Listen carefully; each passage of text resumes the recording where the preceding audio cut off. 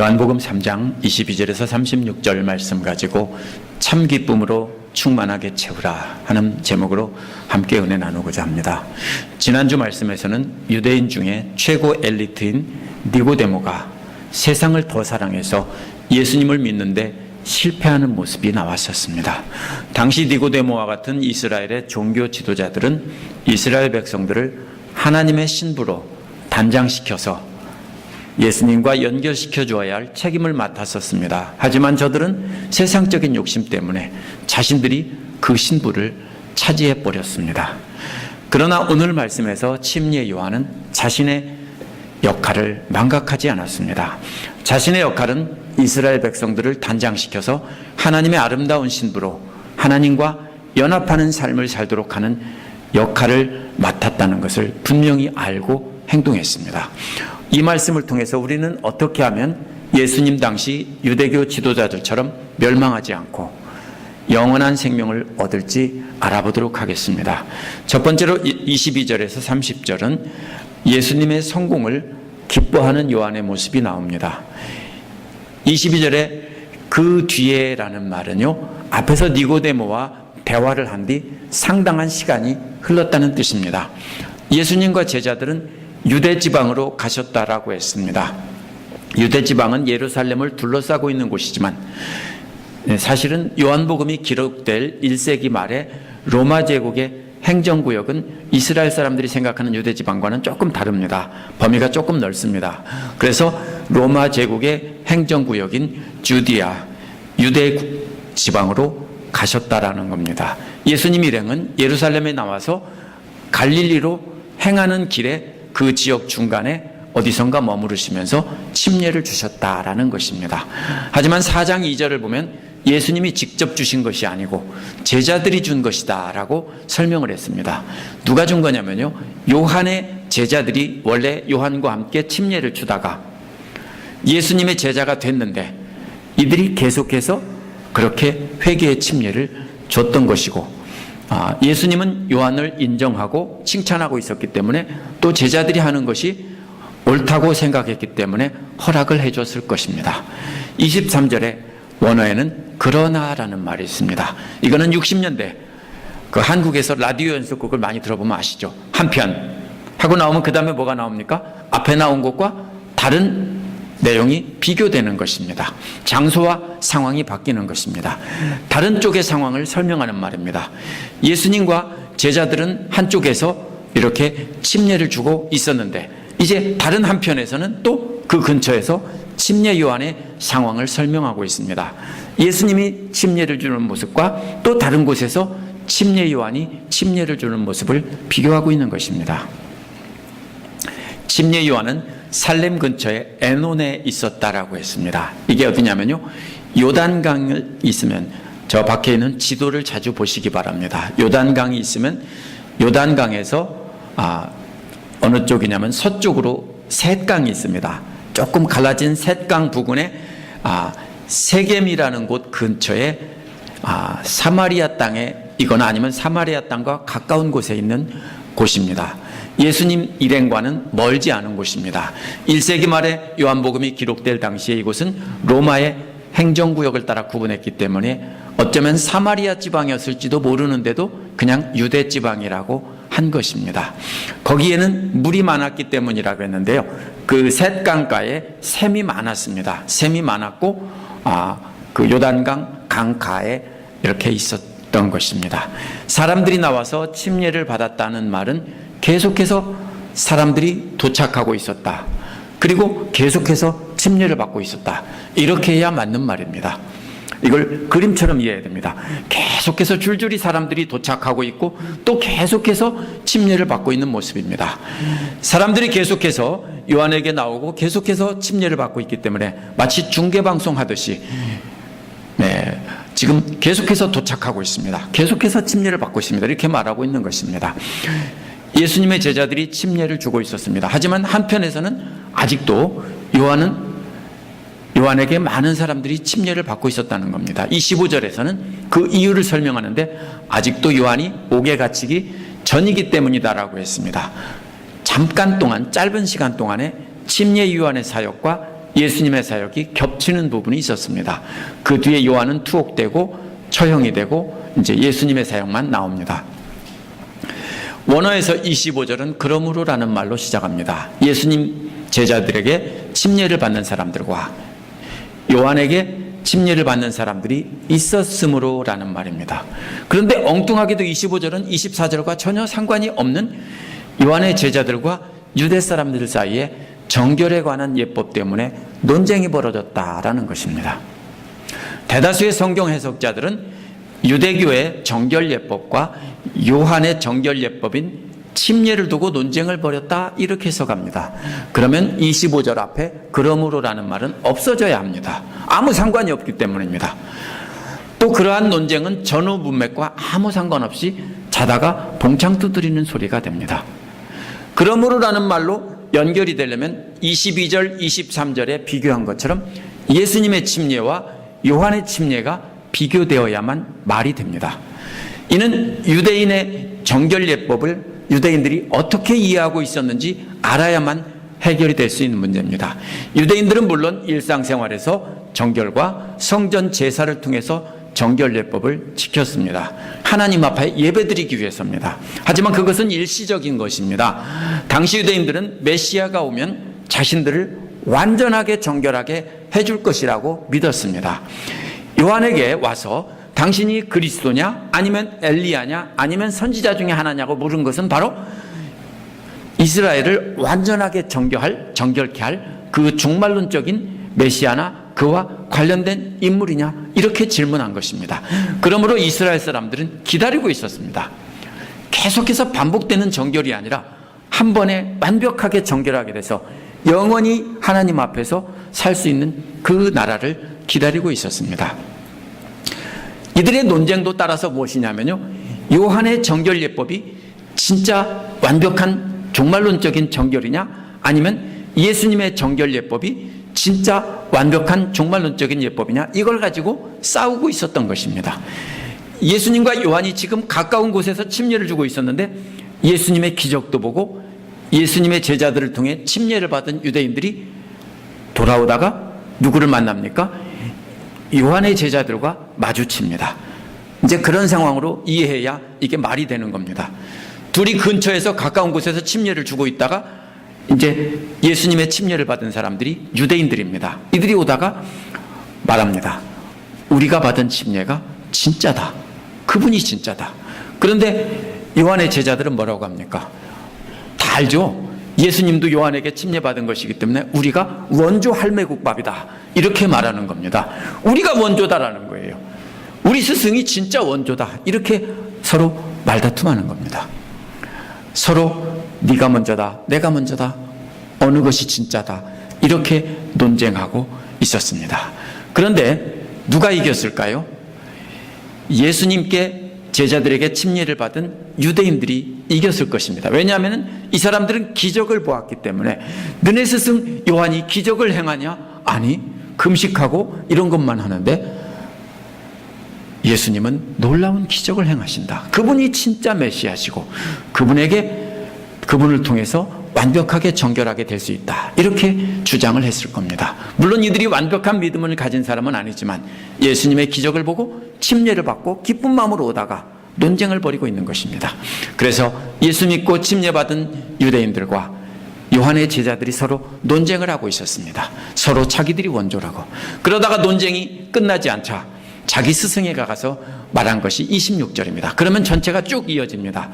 아마도 요한의 제자들은 상대 유대인들에게 밀리던 상황이었을 것입니다. 그러면 그때 어떻게 합니까? 어린아이들이 말다툼하다가 밀리면 어떻게 합니까? 엄마나 아빠한테 가서 도움을 청하죠.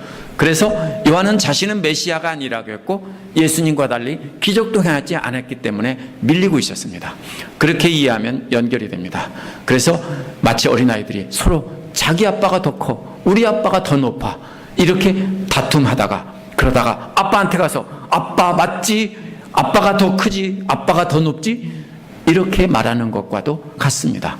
요한의 제자들은 요한에게 와서 이렇게 말합니다. 랍비님 보십시오. 요단강 건너편에서 선생님과 함께 계시던 분, 곧 선생님께서 증언하신 분이 침례를 주고 있는데 사람들이 다 그분에게로 모여듭니다. 무슨 소리입니까? 속상하다는 겁니다. 우리가 원조인데 사람들이 다 저쪽으로 몰려들고 지금 말싸움에서도 어떻게 했어요?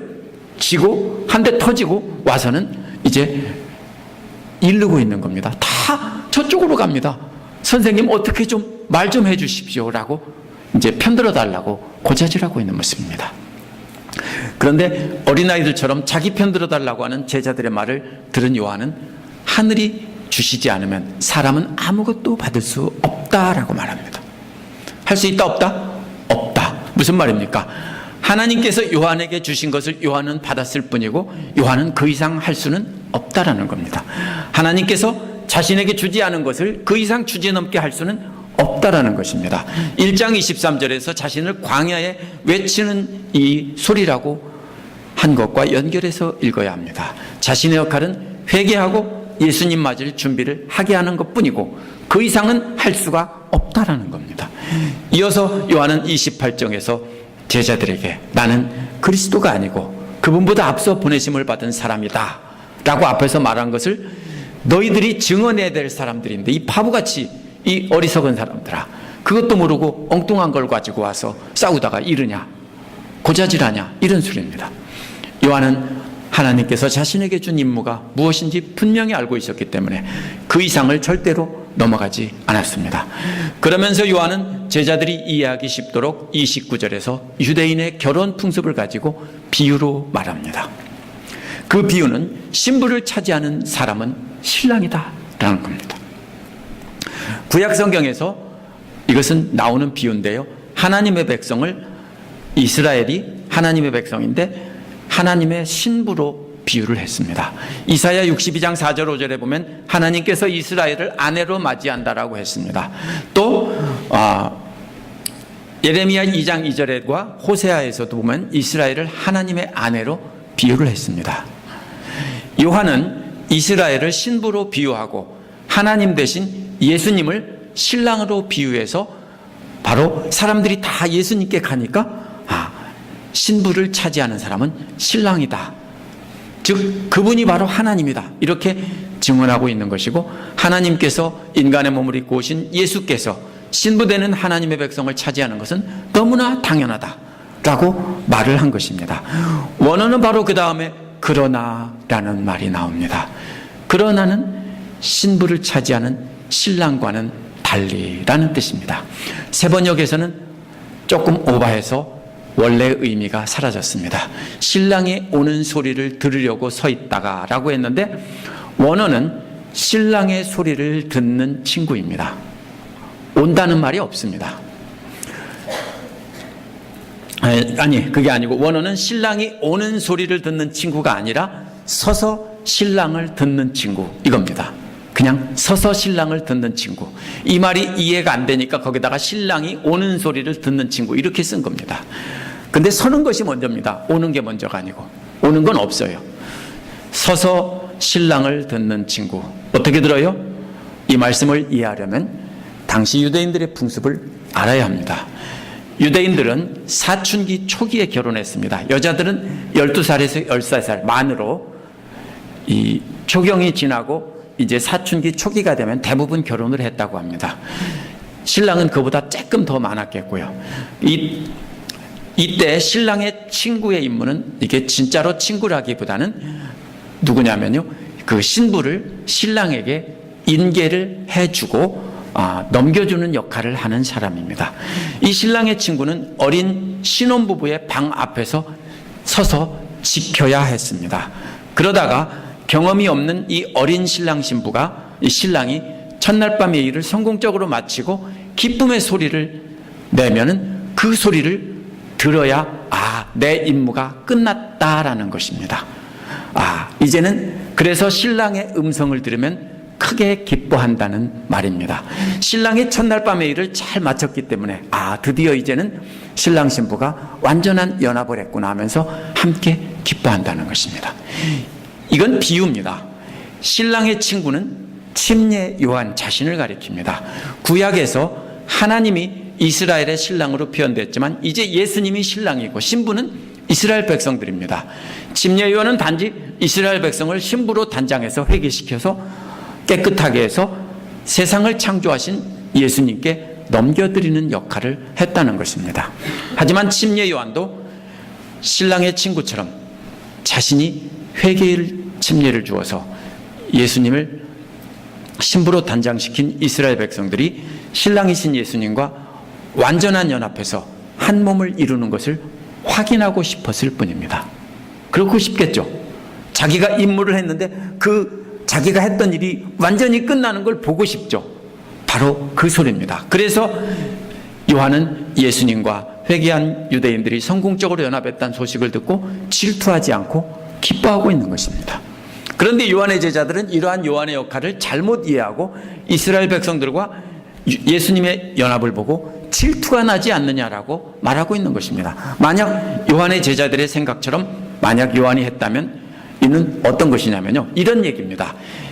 마치 신부를 신랑에게 데려다 주다가 신부를 신랑에게 넘겨주지 않고 자기가 결혼해버리는 것과 똑같은 얘기입니다.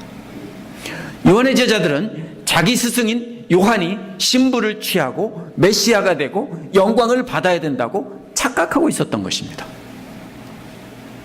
그러나 요한은 하나님께서 자신에게 주신 임무가 무엇인지를 잊지 않고 있었습니다.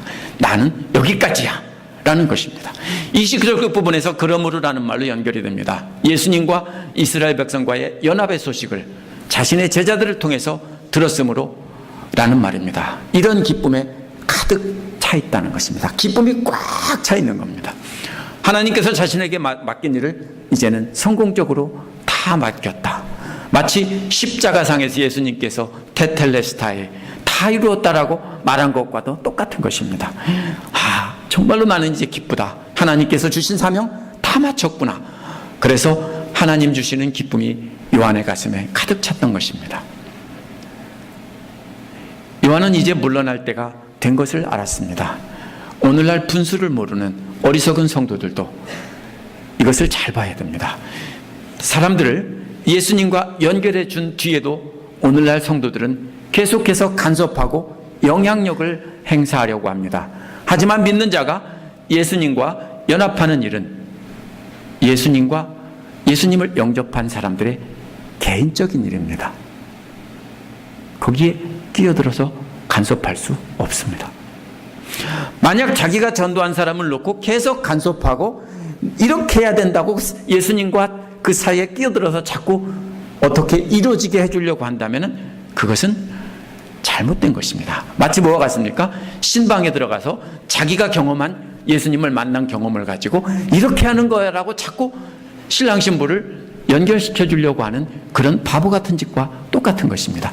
예수님과 연합하는 경험은 사람마다 서로 다릅니다. 나와 다르다는 걸 인정을 해줘야 됩니다. 그리고 내 경험만 진짜다라고 해서는 안 됩니다. 나는 이렇게 기도하다가 이렇게 체험하고 이렇게 만났어 라고 말하는 것만 옳다고 해서는 안 됩니다. 사람마다 다릅니다. 그러므로 할 수 있는 것은 뭡니까? 말씀을 가르치고 또 도와주고 말씀을 어떻게 깨달을 수 있는지 가르쳐주면은 그는 혼자서 말씀 보고 기도하다가 개인적으로 예수님을 만나는 것입니다. 할 수 있는 것은 뭡니까? 어떻게 만났어? 라고 그 다음 날에 들을 수는 있습니다. 그렇죠? 친한 친구라면 어젯밤에 어땠는데? 라고 물어볼 수는 있죠. 그러나 방문 열고 들어가서 시비할 수는 없어요. 그런 사람이 어디 있어요? 그렇죠? 우리도 마찬가지예요. 그 예수님 만난 경험을 나중에 나눌 수는 있지만 거기에 끼어들어서 자꾸 매주 놔라, 콩 놔라, 팥 놔라 이렇게 하면 안 되는 것입니다. 다만 우리는 함께 나누며 기뻐할 뿐입니다. 30절에서 요한은 그는 흥하여야 하고 나는 쇠하여야 한다라고 했습니다. 흥한다는 말은 동식물이 자라는 모습입니다. 그는 계속 커져야 하고 나는 계속 쪼그라들어야 한다는 것입니다. 결국 사라져야 한다는 것입니다. 그래서 요한은 이제 없어지는 겁니다. 임무가 끝나면 무대 뒤로 퇴장해야 하는 것입니다. 요한은 지금 퇴장할 준비를 하고 있습니다. 31절에서 36절은 계속되는 보충 설명입니다. 예수님이 왜 우선이 되어야 되는지, 자기는 사라져야 되는지 이걸 설명한 것입니다. 31절에서 36절은 왜 예수님이 점점 커져야 하고 자신은 점점 작아져야 하는지 이유를 설명한 것입니다. 31절에서 그 첫째 이유는 위로부터 오시는 이는 모든 것 위에 계신다라고 했습니다.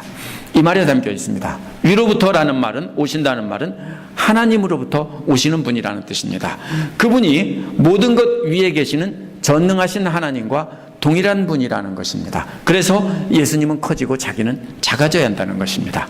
그런데 예수님이 하나님으로부터 오신 분이라는 것과 그분이 모든 것 위에 계셔서 모든 것을 다스리는 분이라는 것을 인정하지 못하는 바보들이 있습니다. 그래서 그들은 땅에서 난 사람들이기 때문에 땅의 것을 말한다라고 했습니다. 이게 무슨 말이냐면 그 대표가 유대인 최고 엘리트였던 니고데모이고 그 나머지 유대인 지도자들입니다. 그들은 하나님의 신부들을 하나님과 연합하게 하지 않고 자기들이 차지해 버렸습니다. 그 바보들은 땅의 것에 집착하고 살았기 때문에 하나님을 축소시키고 자기들이 확대시켜서 자기들이 하나님 자리를 차지해 버리고 자기들이 대접 다 받고 영광 다 받고 자기들이 다 차지해 버린 것입니다. 요한은 자기에게 와서 고자질하는 어린아이 같은 제자들에게 그런 바보가 되지 말라고, 이 바보들아, 그런 바보가 되면 어떡해? 라고 경고하고 있는 것입니다. 31절 끝부분에서 위로부터가 이제는 하늘로부터라고 바뀌었습니다. 하늘이란 하나님을 뜻하는 말입니다. 그러면 31절 앞과 뒤는 똑같은 말입니다. 하나님으로부터 오신 예수님은 모든 것 위에 계신다. 이 말이 똑같은 말이 반복되어 있고 그 중간에 뭐가 나옵니까? 땅의 것만 생각하는 바보들이 있다. 이렇게 되어 있습니다. 무슨 말입니까? 예수님이 하나님으로부터 왔는데 그분이 모든 것 위에 계시다는 것을 절대적으로 강조하는 것입니다. 그래서 바로 이 짧은 한 절에다가 앞뒤로 똑같은 말을 위로부터 하늘로부터 이렇게 두 번 넣고 그 사이에다가 땅의 것만 생각하는 말하는 바보들, 이렇게 말한 겁니다. 예수님만 커져야 하는 둘째 이유가 32절에 보면 자기가 본 것과 들은 것을 증언하신다라고 했습니다. 예수님은 태초로부터 하나님과 함께 계신 분입니다. 그렇기 때문에 하나님과 함께 계실 때 하나님으로부터 직접 보고 들은 것을 다 보시고 들으셨다는 겁니다. 그것을 이제 이 땅에 와서 육신이 되어 오셔서 그것을 다 증언하시고 이렇게 가르쳐 주신다는 겁니다. 그 모든 것이 다 하나님의 일이고 하나님께서 직접 말씀하신 것이다, 이런 뜻입니다. 그런데 이스라엘 지도자들은 땅의 것만 생각하는 바보들이라서 예수님의 증언을 받아들이지 않는다는 겁니다. 이것이 이스라엘의 비극이라는 것입니다. 오늘날 바보들도 역시 예수님이 행하시고 말씀하신 것을 땅의 것으로만 생각하는 바보들이 있습니다. 예수님의 가르침을 단순히 다른 종교나 도덕에서 가르치는 것처럼 이 땅에서 착하게 살라 하는 것으로만 받아들입니다. 이러한 바보들은 예수님이 보여주시고 들려주신 것이 하나님 나라에 대한 것이라는 것을 받아들이지 않습니다. 그거를 싹 빼놓습니다. 그래서 이런 바보들은 기독교나 불교나 다 똑같이 착하게 살면 된다라고 하면서 함께 손잡고 연합하자라고 합니다. 만약 스님이나 천주교 신부님들과 함께 연합해서 함께 다니고 함께 어울리는 사람들을 보면요, 목사님들 다 그런 사람들이라고 보면 됩니다. 정확하게 맞습니다. 이 사람들은 다 뭡니까? 왜 연합합니까?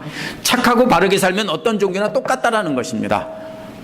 그러나 예수님이 착하게 살라, 원수까지도 용서하라, 이것은 이 땅의 삶이 아니라 하나님 나라에서 영원히 살게 하기 위한, 하나님 나라를 알려주고 하나님 나라에 들어가게 하기 위한 것입니다. 근데 그걸 빼면은 어리석은 땅의 것만 말하는 바보들입니다. 그러나 33절에서는 그 증언을 받아들인 사람을 말하고 있습니다. 그 증언을 받아들인 사람은 하나님의 참되심을 인정한 것이다 라고 했습니다. 인정한다는 말은 서류에 도장 찍는다는 뜻입니다. 예수님께서 하나님 나라에 증언하신 것을 받아들인 사람만이 하나님이 진짜다라고 하는 것에 도장을 찍어서 보증하는 사람이라는 것입니다. 그런 사람들은 하나님 나라를 상속하는 상속 문서에다가 도장을 찍은 것과 같은 것입니다. 34절은 왜냐하면이라는 말로 이어집니다. 하나님께서 보내신 이는 하나님의 말씀을 전한다고 했습니다. 이는 땅에서 난 사람들은 땅에 속하여서 땅의 것을 말한다는 말과 반대말입니다. 하나님께서 예수님을 보내셨기 때문에 다른 사람들과는 달리 하나님의 말씀을 전하고 계신다는 겁니다. 또 왜냐하면 그에게 성령을 아낌없이 주시기 때문이다라고 했습니다. 아낌없이 주신다라는 말은 되나 말로 되어서 주지 않는다라는 뜻입니다. 구약의 예언자들에게는요, 성령을 필요한 만큼만 부어주셔서 하나님 말씀을 그만큼만 전하게 했습니다. 그런데 예수님은요, 하나님의 모든 말씀을 다 예수님에게 다 쏟아부어 주셨다는 겁니다. 무한정 쏟아부어 주셨다는 겁니다. 35절은 그 이유를 설명합니다. 하나님과 예수님의 관계로 설명합니다. 왜 그렇게 다 쏟아부어 줬습니까? 아버지는 아들을 사랑하셔서 그의 손에 모든 것을 맡기셨다는 겁니다. 맡겼다는 말은 완료형이기 때문에 완전히 다 맡겼다는 겁니다. 이제는 아버지 손에 아무것도 없다라는 것입니다. 언제 그렇습니까? 전 재산을 아들에게 다 맡긴다 하고 다 맡겨놓고서 도장 넘겨주고 서류를 다 넘겨주면 아버지 손에 있는 것이 이제는 아들 손에 다 있는 겁니다. 하나님의 모든 것이 예수님 손에 완벽하게 다 있어서 그것을 우리에게 다 쏟아놓은 것이 바로 신약 성경에 있는 말씀들입니다. 이제 예수님이 하나님의 모든 일을 다 하신다는 겁니다. 예수님이 행하시는 일이나 전하시는 말씀은 다 하나님께서 하시는 일이라는 겁니다. 36절은 그래서 하나님의 일을 완전히 맡으신 그 아들을 믿는 사람은 영원한 생명을 소유하고 있다라는 것입니다. 앞으로 소유한다가 아니고 이미 지금 소유하고 있다라는 것입니다.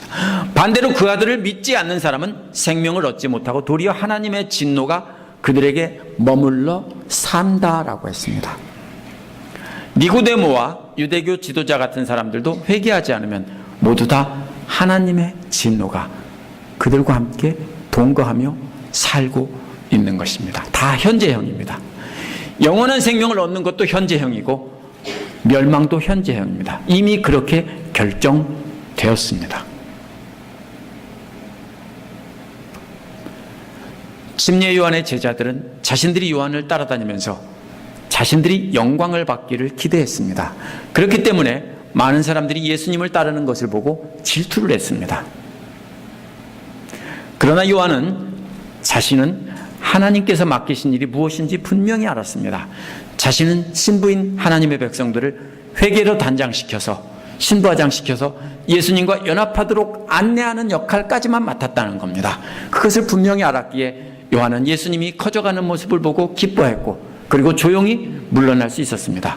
반대로 요한의 제자들은 빛보다 어두운 세상을 더 사랑했고 요한은 빛을 더 사랑한 것입니다. 물론 요한의 마음속에도 계속해서 사람들의 박수갈채 받고 영광받고 싶은 마음이 있었겠죠. 그러나 빛을 더 사랑했기 때문에 접은 거예요. 우리도 요한처럼 빛 대신 주님을 더 사랑해야 됩니다. 그러려면 하나님께서 우리에게 맡기신 일이 무엇인가를 분명히 알아야 됩니다.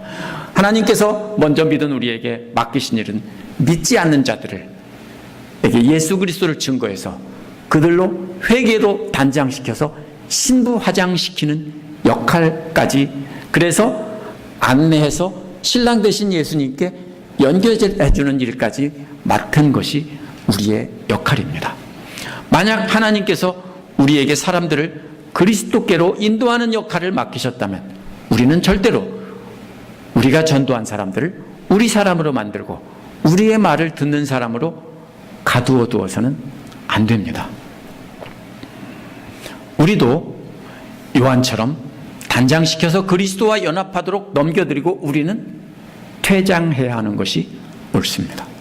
많은 그리스도인들이 여기서 실수를 합니다. 목회자뿐이 아닙니다.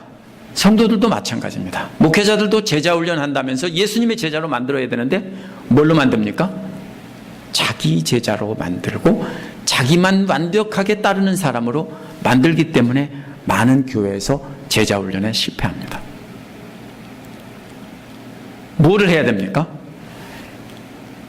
제자 훈련의 핵심은 사람들을 예수님과 한몸 되도록 연결해주는 역할만 해야 되는 겁니다. 평신도들도 똑같습니다. 다른 사람을 전도해서 양육해서 예수님 만나게 하는 일을 해야 되는 겁니다. 그런데 자꾸 어떻게 합니까? 자기 사람을 만들어 두려고 하고 자기가 스승이 돼야 하고 계속해서 가르치려고 합니다. 내가 하면서 계속 영향력을 행사하려고 합니다. 그래서 자기 말에 순종하게 두려고 합니다. 그래서 교회 안에서 자신의 말을 듣고 따르는 사람을 많이 두려고 합니다. 그런 사람들이 교회 지도자가 됩니다. 그러다가 경쟁자가 생기면 어떻게 됩니까? 박 터지게 싸웁니다. 이게 대부분 교회에서의 싸움입니다. 착각하면 안 됩니다. 자기 밑에 한 명도 두어서는 안 됩니다. 단 한 사람도 두어서는 안 됩니다. 내가 아무리 많은 사람을 전도했어도요, 단 한 사람도 자기 밑에 두어서는 안 됩니다. 예수님께 안내하고 자기는 그냥 뒤로 빠지셔야 됩니다. 근데 세상에서는요, 자기가 가르친 사람이면 죽을 때까지 자기 밑에 두고 어떻게 합니까? 부리면서 자기가 멘토라고 하면서 폼 잡고 스승 역할을 하려고 하죠. 그렇게 하면 안 됩니다. 절대로 그렇게 하면 안 됩니다. 그러면 뭔지 아세요? 신부를 단장시켜서 자기가 취하고 자기가 첫날 밤을 보내는 것과 똑같은 일입니다. 따르는 사람이 많지 않다고 나는 거의 없고 하니까 괜찮다라고 말하지 마십시오. 단 한 명이라도 자기 수하에 두고 자기 말을 듣고 따르게 하려고 한다면 예수님 당시에 유대교 지도자들과 똑같은 사람들이고 요한의 제자들과 똑같은 사람입니다. 자기가 전도하고 자기가 양육하고 자기가 돈 들여서 밥 사주고 이렇게 해서 자기 사람으로 만들었다면 그거는요, 신부를 바로 단장하는 남자 미용사가 그 신부와 성관계를 갖는 것과 똑같은 것입니다. 영적인 간음이고 하나님을 모독하는 일입니다. 똑똑히 하셔야 됩니다. 예수님이 어떤 분이기에 우리는 사람들을 예수님의 신부로 단장시켜서 넘겨드려야 합니까? 그리고 우리는 물러나야 합니까? 그러면 우리가 받는 유익은 도대체 무엇입니까? 아무것도 없지 않습니까? 기껏 돈 들이고 시간 들이고 몸 바쳐서 섬겨놓고서는 뒤로 빠지라고요? 그러면 우리가 받는 건 뭐냐고요? 아무것도 없어요. 그럼 왜 해요? 예수님이 하나님과 함께 계시던 창조주이고 그분은 하나님의 모든 일을 다 보고 듣고 이 땅에 오신 분이기 때문입니다. 성령을 무한정 부어주시고 하나님의 모든 일을 다 그 손에 맡겨주신 분이기 때문입니다. 그렇기 때문에 우리는 아무것도 없어도 순종해야 합니다. 왜? 우리가 하나님의 자녀이고 우리를 영원히 멸망할 존재를 영생을 얻도록 하셨기 때문입니다. 우리가 얻는 것은 영생입니다. 그래서 우리는 이 땅에서 누릴 세상 것을 포기해야 되는 것입니다. 다 포기하라는 게 아니에요. 우리가 가지고 있다가 하나님의 일과 충돌이 되면 그때 결정을 하라고요. 어떤 것을 선택할 것인가, 어느 것을 더 사랑하는가, 그때 자기 것을 포기하라는 것입니다. 심지어는 우리가 전도하고 양육한 사람들에게 받을 사랑과 존경까지도 포기해야 됩니다. 왜냐고요? 그 사람들이 절대로 우리 밑에 있다라고 말할 수가 없습니다. 왜요? 그것은 시간 순서대로 계급이 결정되는 것이 아니고 신앙은 계급이 아닙니다. 늦게 신앙생활한 사람들이 열심히 사모해서 어느 순간에 보면 나보다 커지는 것은 시간 문제입니다. 내가 옛날부터 신앙생활 했으니까 내가 저 사람들을 내가 다 인도했고 내가 다 데리고 있었다고요? 착각 중에 완전한 착각입니다. 처음 나온 사람이 1년 만에 자기 신앙을 능가하고 더 철저히 순종할 수 있습니다. 그러면 질투하고 주저앉힙니다. 상처 줘서요. 진짜 죽고 싶어요? 왜 주저앉혀요?